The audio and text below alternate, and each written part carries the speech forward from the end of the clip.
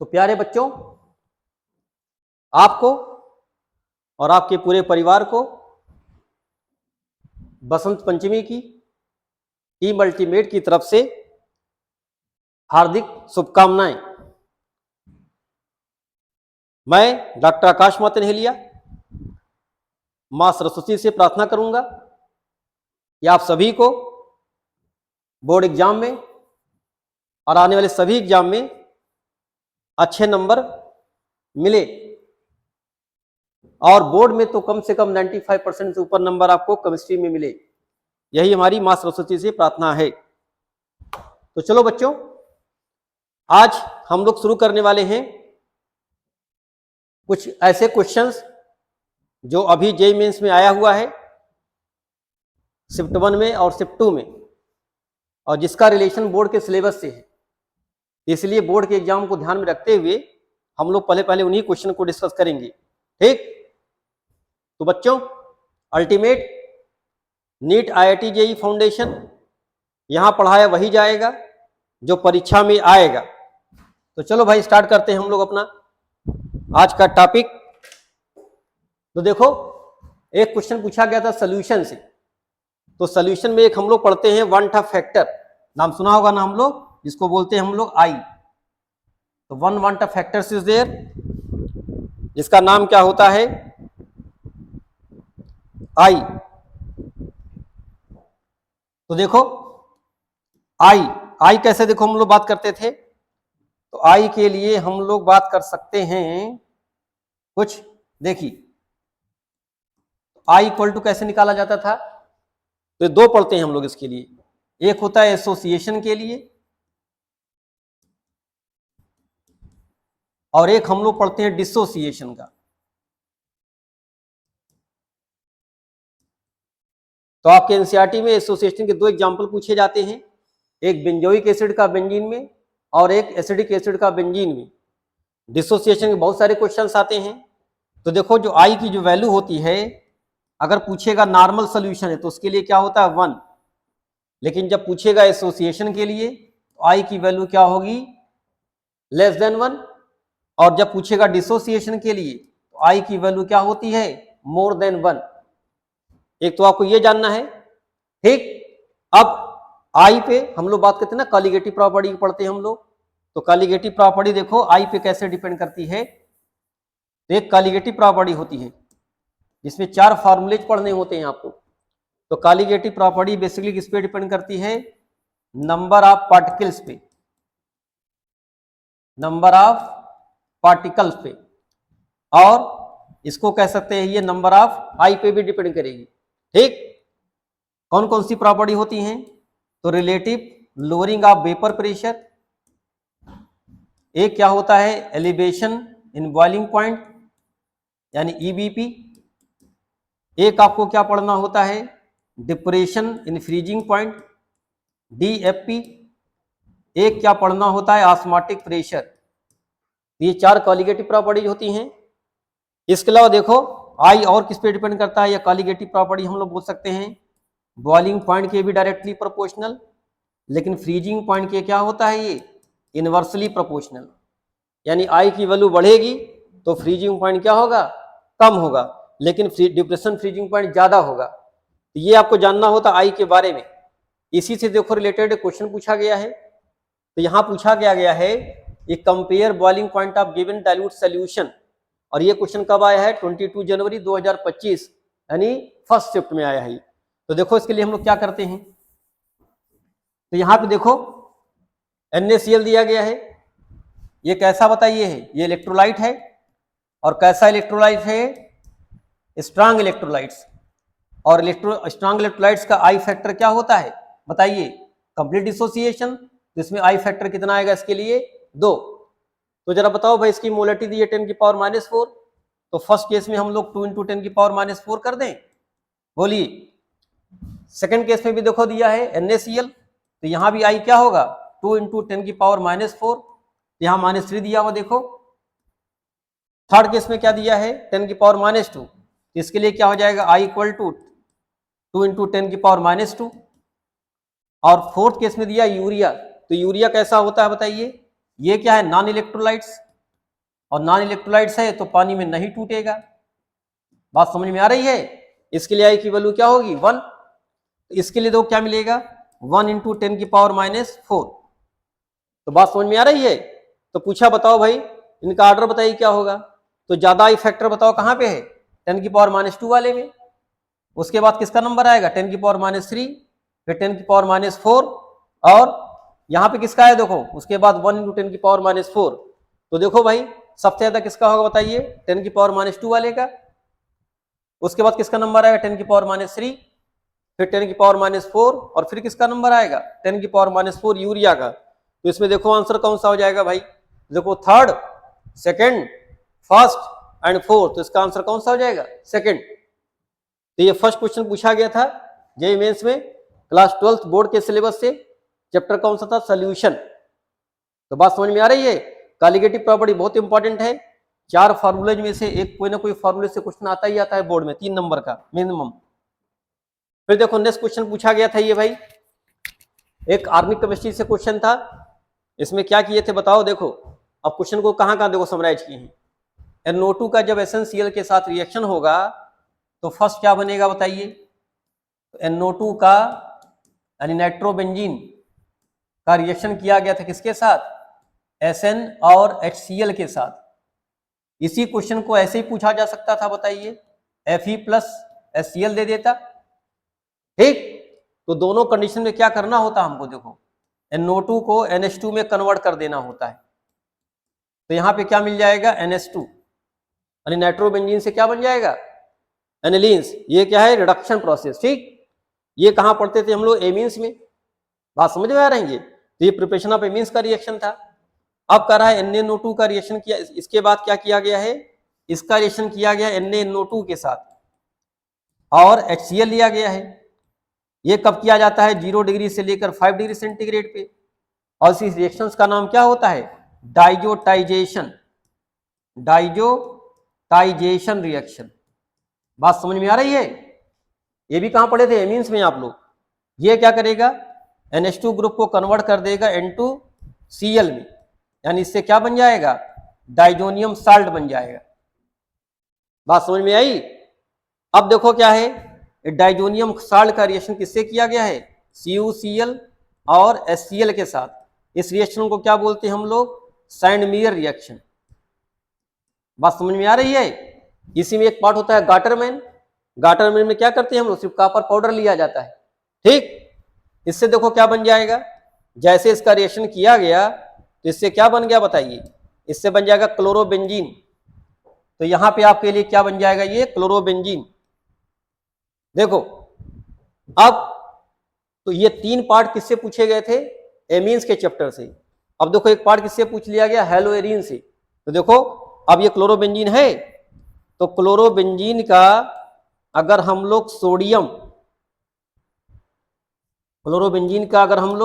Sodium और dry ether के presence में रिएक्शंस कराते हैं इसको क्या बोलते हैं एरिल हैलाइड। तो ये कौन सा रिएक्शन देगा फिटिक रिएक्शन। तो फिटिक रिएक्शंस में क्या होता था बताइए यही जो आपकी जो रिंग है क्लोरोबेंजीन वाले क्या होंगे बताइए इन्हीं से क्या बन जाएगा बताइए डाईफेनिल्स। तो ये क्या बन जाएगा अब डाई या बाईफेनिल्स बन जाएगा। ये तो रिएक्शन था।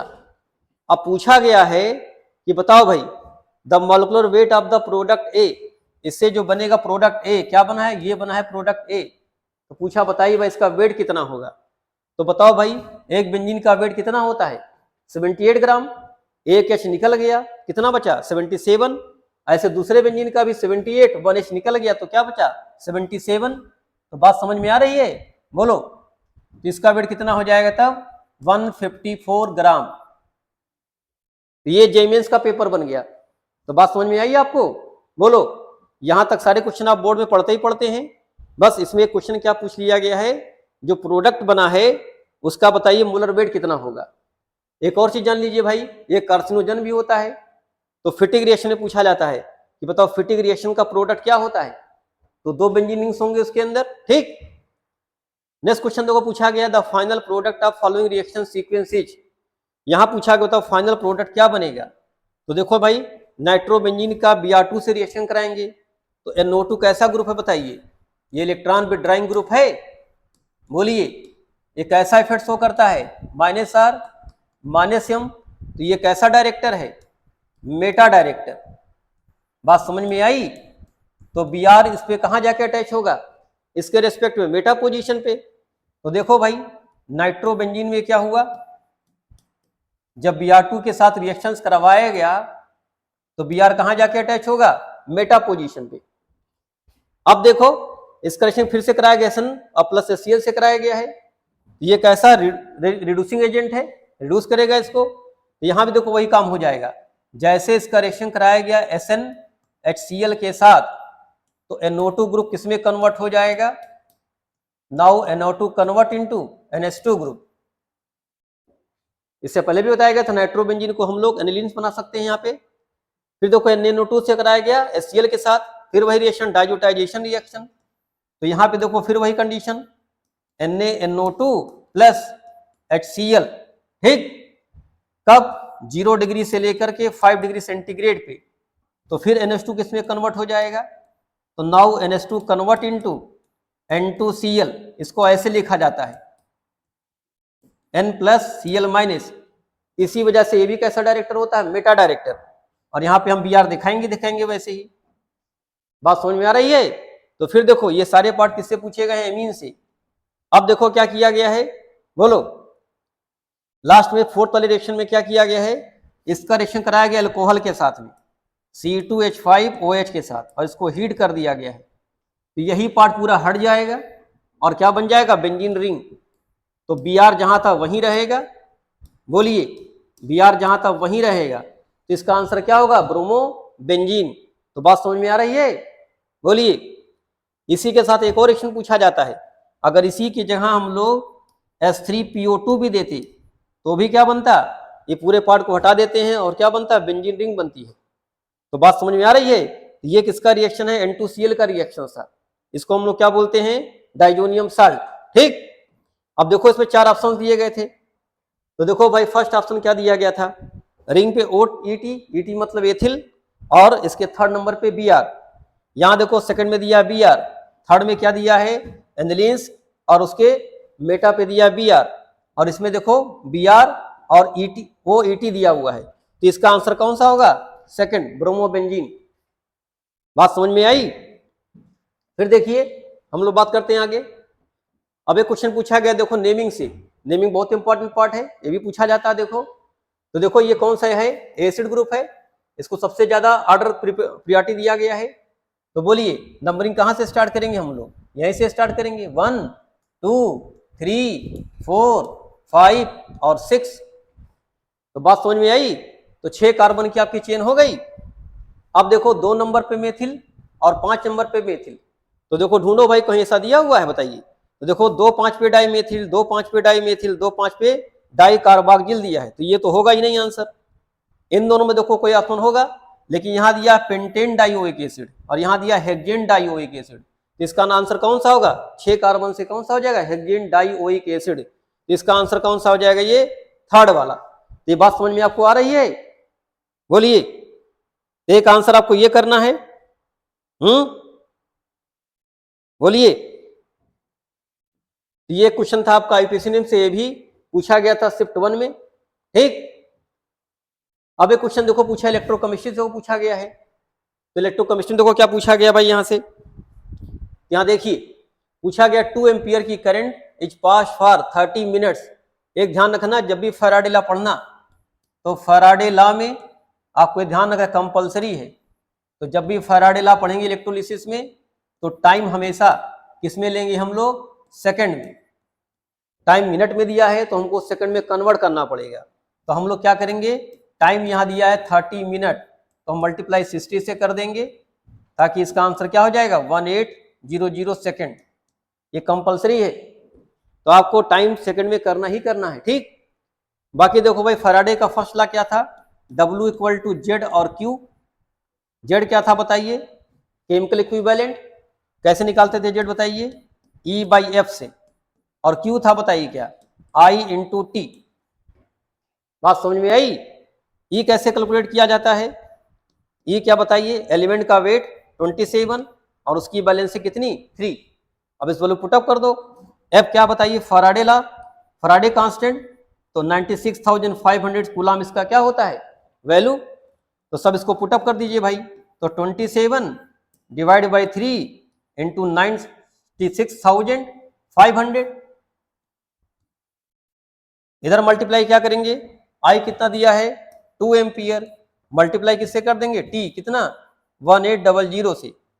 तो इसका आंसर क्या आएगा, लगभग ये फर्स्ट वाला इसका आंसर आएगा। तो बात समझ में आ रही है, बोलिए।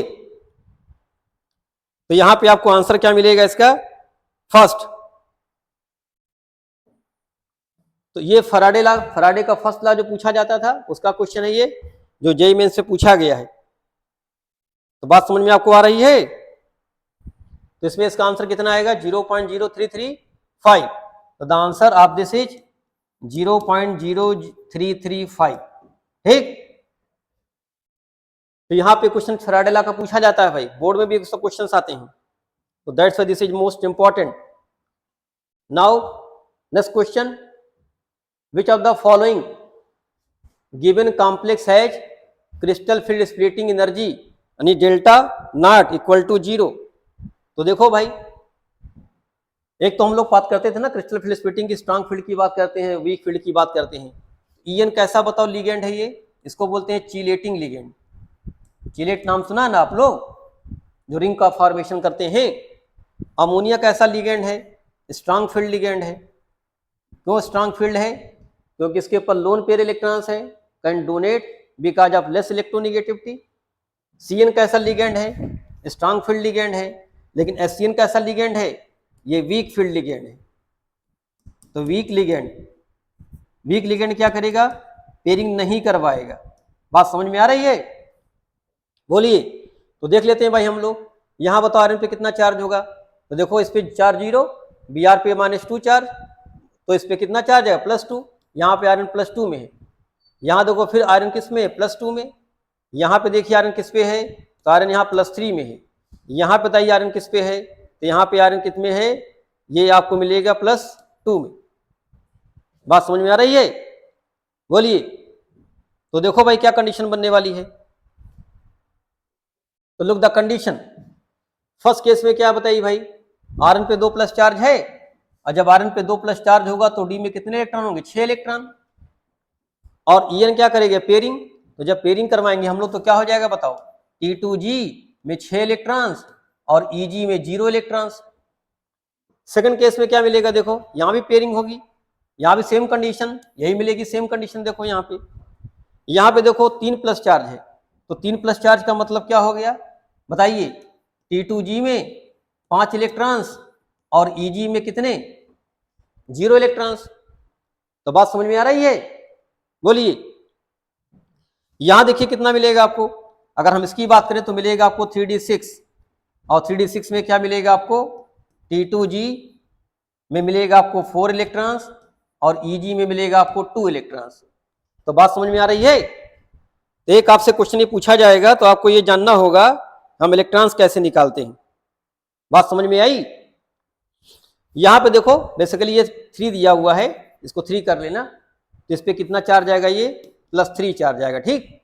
तो +3 में क्या हो जाएगा, ये D5, और जैसे D5 हुआ तो T2G3 और EG2। अब देखो भाई इसकी बात हम लोग करते थे, ये तो हो गया इलेक्ट्रॉनिक कॉन्फ़िगरेशन। अब देखो ऐसा इसके बारे में, ये हम लोग पढ़ते थे ना 5 d ऑर्बिटल्स से ऐसे, 5 3d ऑर्बिटल्स, ये इनका एवरेज एनर्जी सेंटर था। ये 2 पार्ट में ब्रेक कर जाता था, एक में बनता था कौन सा, EG, और एक में कौन से बनते थे, T2G। T2G की एनर्जी क्या होती थी बताओ, ये लोअर हो गई, ये एनर्जी लोअर हुई, और इसकी एनर्जी क्या हो गई, हायर। ये कितने से हायर हुई, 3/5 से हायर हुई, और ये कितने से लोअर हो गई, 2/5 से लोअर हो गई। इसके लिए जो डेल्टा नॉट की जो वैल्यू मिली, ये क्या मिलेगी बताओ, -0.4। इसके लिए डेल्टा नॉट की वैल्यू क्या मिलेगी, बोलो +0.6। अब बताओ जरा सा भाई, इस कंडीशन में डी में कितने इलेक्ट्रॉन्स हैं? 5 इलेक्ट्रॉन्स हैं। 1 2 3 4 5। 3 इलेक्ट्रॉन किसके पास हैं? 1 2 3 और 2 देखो इसके पास हैं।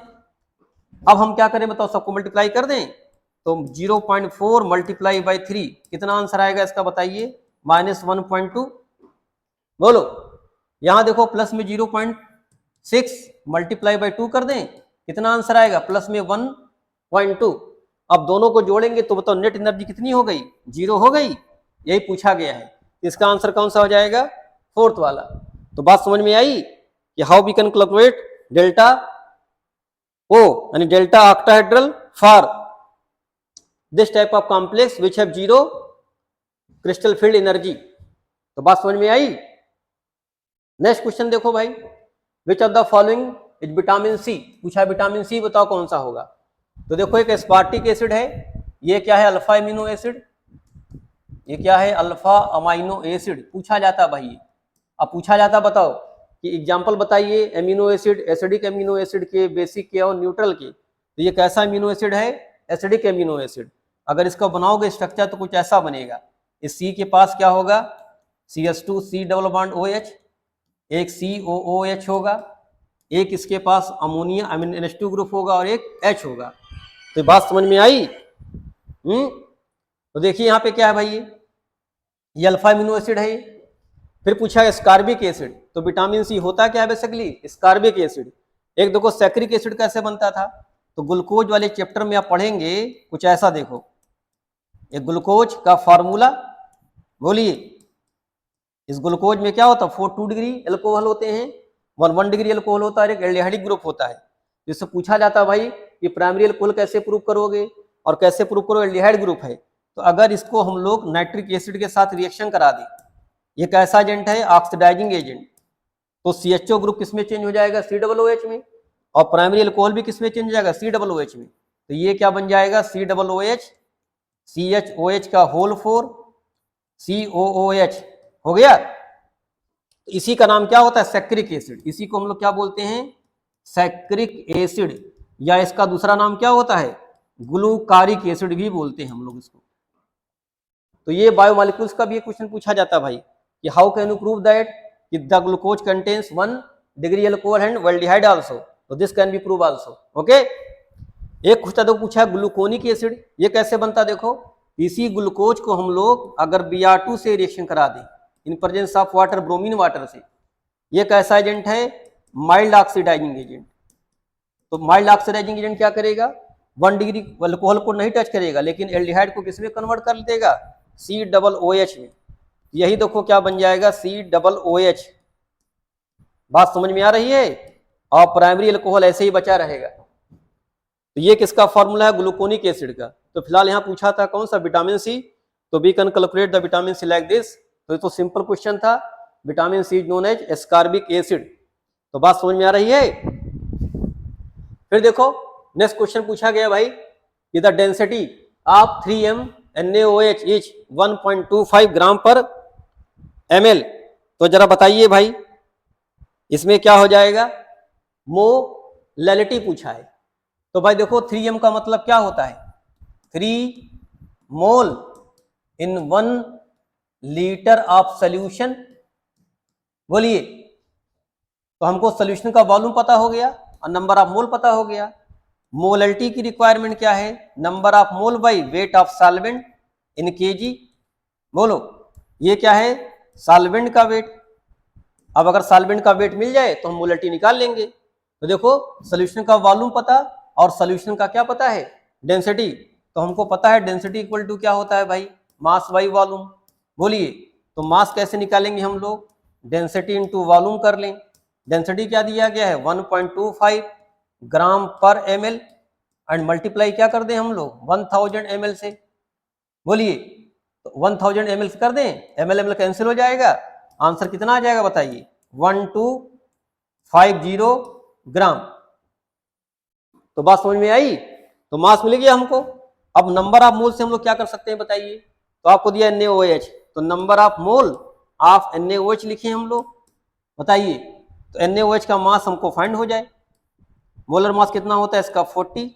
तो हम लोग इससे क्या निकालेंगे? W। 2, तो W2 क्या मिल जाएगा बताइए, 3 मल्टीप्लाई बाई 40, तो आंसर कितना हो गया 120 ग्राम। अब ये देखो सोल्यूशन का मास है और ये सल्यूट का मास, तो हम सॉल्वेंट का मास निकाल लें, तो बताइए क्या मिल जाएगा बताइए, तो mass of solvent equal to solution का मास माइनस 120 ग्राम। तो ये कितना आंसर बताइए हो जाएगा तब, बोलिए 1, 2 में से 1 गया 1, 3, 0 ग्राम। ये आपका वेट ऑफ सॉल्वेंट हो गया। अब इसी में पुटअप कर दो भाई फार्मूले में, तो 3 डिवाइड बाई 113 ग्राम और इसको 1000 से मल्टीप्लाई कर दीजिए, तो आपका आंसर कौन सा आएगा अप्रोक्सीमेट 2.65। तो by this way we can calculate the molality if molality is given.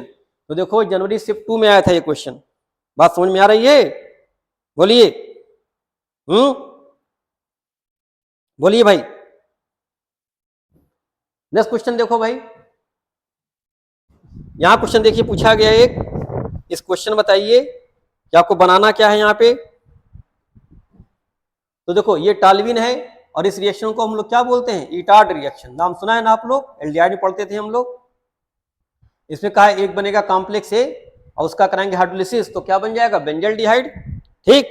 तो देखो कॉम्प्लेक्स क्या बनता है भाई इसके अंदर, या ए क्या बनता है भाई देखिए, तो रिंग, इसके ऊपर क्या है CH और इसके ऊपर OCr OCl2 का होल ट्वाइस, ये क्या बनेगा एक कॉम्प्लेक्स।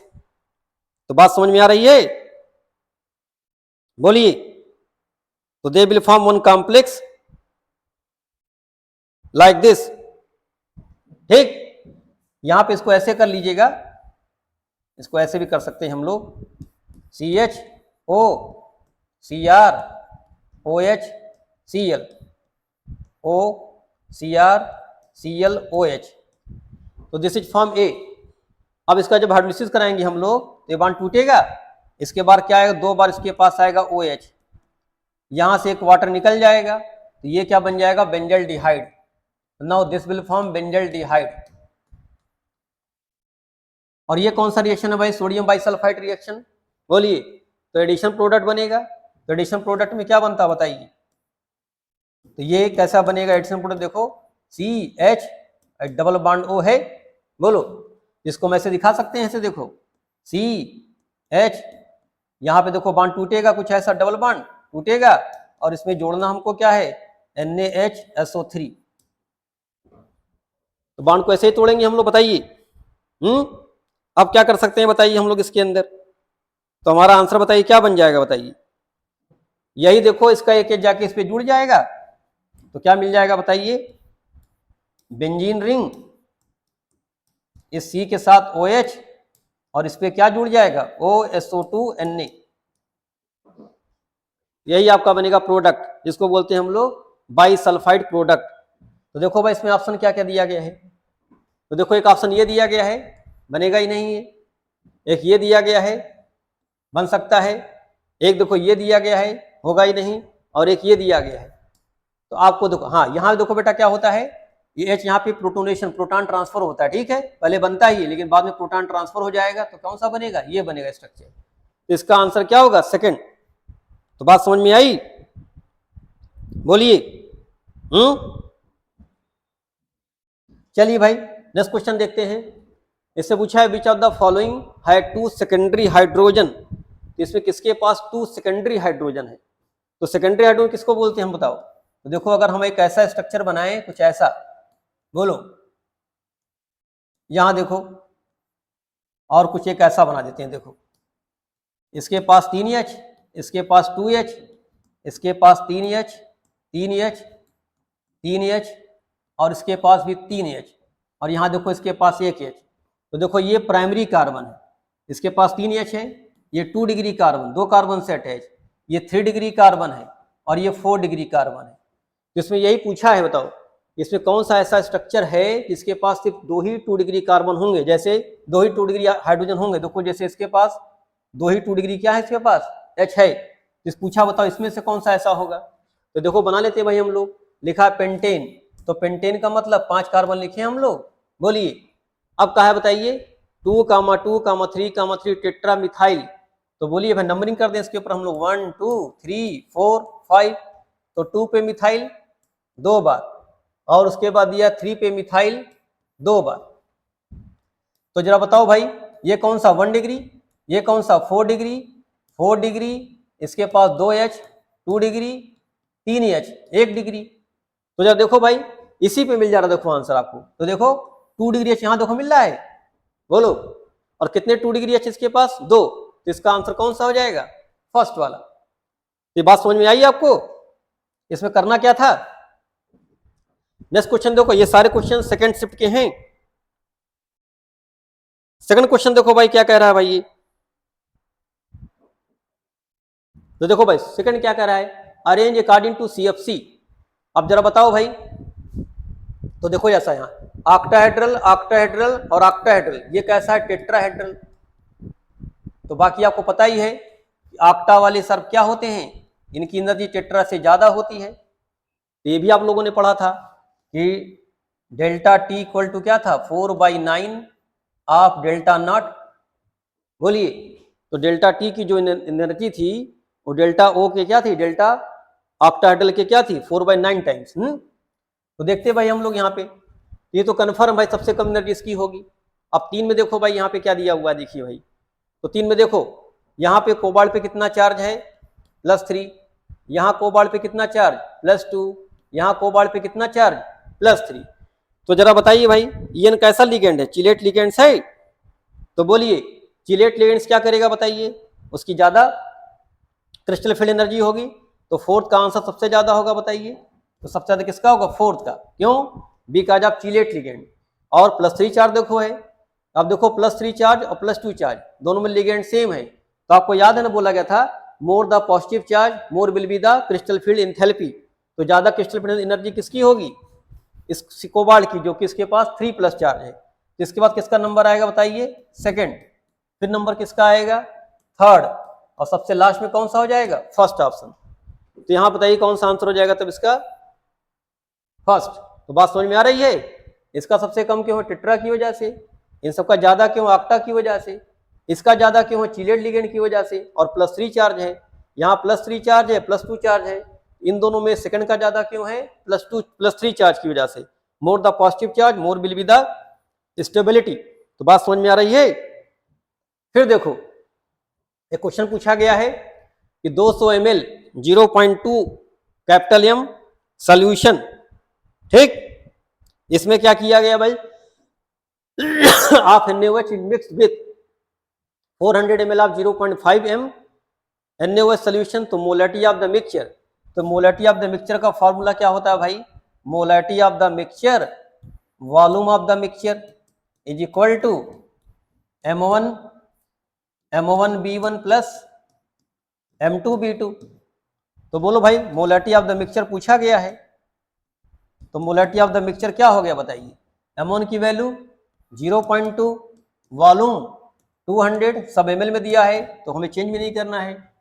उसके बाद देखो M2 कितना दिया गया है, 0.5 multiply by 400 and total volume कितना हो गया, 200 प्लस 400। तो बात समझ में आ रही है। तो बोलो भाई अगर इसको सॉल्व करेंगे तो हमारा आंसर कितना आएगा, देखो लगभग तो देखो भाई कितना हो गया, 2 2 जा 4। बोलिए कितना आंसर हो गया बताइए, 40 और प्लस 5 4 जा 20। तो ये कितना हो गया 200। यहां कितना आएगा बताइए 600। ये कितना हो गया बताइए आंसर टोटल, तो 240 और डिवाइड बाय 600 कितना आंसर हो जाएगा बताओ, 6 4 जा 24 तो 4। इसका आंसर कितना आ गया 0.4 M। ये क्वेश्चन कहां से पूछा गया था, सॉल्यूशन चैप्टर से। तो कुछ बात समझ में आ रही है बताइए। चलिए नेक्स्ट क्वेश्चन देखते हैं हम लोग का, सेकेंडरी ब्यूटिल साइक्लोहेक्सेन और उसका Br2 से हम रिएक्शंस कर रहे हैं तो मेजर प्रोडक्ट क्या बनेगा। तो पहली बात देख लो ये कौन सा रिएक्शन होगा बताइए भाई, Br दिया है H तो कौन सा रिएक्शन है ये, फ्री रेडिकल, कौन सा ये, सब्स्टिट्यूशन रिएक्शन। और इसमें हम लोग क्या देखते हैं, सब्स्टिट्यूशन रिएक्शन। इसमें क्या देखते हैं बताइए, 3 डिग्री फ्री रेडिकल, बोलिए 2 डिग्री फ्री रेडिकल ज़्यादा रिएक्टिव, और 1 डिग्री फ्री रेडिकल्स उसके बाद आता है। तो देख लेते हैं हम लोग भाई। आपका सेकेंडरी ब्यूटिल साइक्लोहेक्सेन, तो साइक्लोहेक्सेन का फॉर्मूला क्या है भाई, 6 कार्बन की रिंग बना दे हम लोग। आपका सेकेंडरी ब्यूटिल, तो सेकेंडरी ब्यूटिल कौन है बताइए, यही ना है, 1 2 3 4 कार्बन। बोलो, ये सेकेंडरी ब्यूटिल आपका हो गया। 1 2 3 4 कार्बन। सेकेंडरी ब्यूटिल कब बोलते थे हम लोग भाई, आइसो नहीं है। तो देखो यहाँ पे देखो, ये 4 कार्बन है, इसका देखो 2 डिग्री कार्बन से एक H निकाल दें हम लोग। इस H को निकाल देंगे तो क्या बन जाएगा, सेकेंडरी ब्यूटिल। अब जरा बताओ भाई, ये कौन सा डिग्री कार्बन, 1 डिग्री, ये कौन सा डिग्री कार्बन, 3 डिग्री, ये 2 डिग्री और ये 1 डिग्री। तो Br बताओ कहाँ पे अटैक करेगा, 3 डिग्री पर। तो कौन सा आंसर इसका बताइए हो जाएगा। देखो ये 2 डिग्री से अटैच है, नहीं पॉसिबल है। ये देखो मूवमेंट हो गया, फ्री रेडिकल्स में रीअरेंजमेंट नहीं होता है, इसकी पॉसिबिलिटी भी खत्म। यहाँ देखो भाई, दिख रहा 3 डिग्री, बोलो, तो Br कहाँ पे अटैक करेगा, यहीं पर। यहाँ देखो क्या हुआ, Br यहाँ पे अटैक कर रहा है, नॉट पॉसिबल। इसका आंसर कौन सा हो जाएगा, थर्ड वाला। तो ये हम लोग कहाँ पढ़ेंगे, एल्केन्स में पढ़ते हैं और हेलो एल्केन्स में पढ़ते हैं, ठीक। तो बात समझ में आई। नेक्स्ट देखो भाई, नेक्स्ट क्वेश्चन बात करते हैं हम लोग। तो नेक्स्ट क्वेश्चन क्या दिया है, the complex X with molar formula this gives 1 bromo derivative in presence of light and requires 4 mole of hydrogen। तो पूछा है बता 4 मोल ऑफ हाइड्रोजन की रिक्वायरमेंट है, ठीक, फॉर हाइड्रोजनेशन। तो the number of pi electron in the X is. तो जरा बताओ भाई, अगर C6H6 को हम बेंजीन मान लेते, बोलिए, अगर इसको हम बेंजीन मान लेते तो चलो कोई बात नहीं है, ये तो हो जाएगा 1 bromo derivative in presence of light, ठीक है भाई। चलो अगर हम बहुत करते तो इसको बना सकते थे यहाँ पे। पहली बात तो देखो ये बनेगा ही नहीं, लिखा ना प्रेजेंस ऑफ लाइट, तो ये होगा ही नहीं। लेकिन अगर बन जाता तो क्या होता। सेकंड होगा क्या कहा है, requires 4 mole of hydrogen gas. यहाँ देखो 3 ही पाई बॉन्ड है, तो 3 पाई बॉन्ड को क्या चाहिए, 3 मोल चाहिए। यहाँ दिया 4 मोल, तो बेंजीन की संभावना खत्म हो गई। अब हमको कुछ ऐसा ढूंढना पड़ेगा जिसमें डबल बॉन्ड हो या ट्रिपल बॉन्ड हो। तो देखो 6 कार्बन हमको एडजस्ट करना है, तो लगभग जो आपको स्ट्रक्चर मिलेगा कुछ ऐसा मिलेगा। देखो CH2 single bond, CH double bond और CH2। तो देखते हैं भाई हम लोग 1 2 3 4 5, एक और कार्बन लिख लेते हैं हम लोग। तो CH2 single bond, CH double bond और CH2। तो 1 2 3 4 5 6 कार्बन, और कितने इसके पास हो गए, 1 2 3 3 2 5 और 3 8 H हो रहे हैं। इसका मतलब कुछ और गड़बड़ होगा इसमें।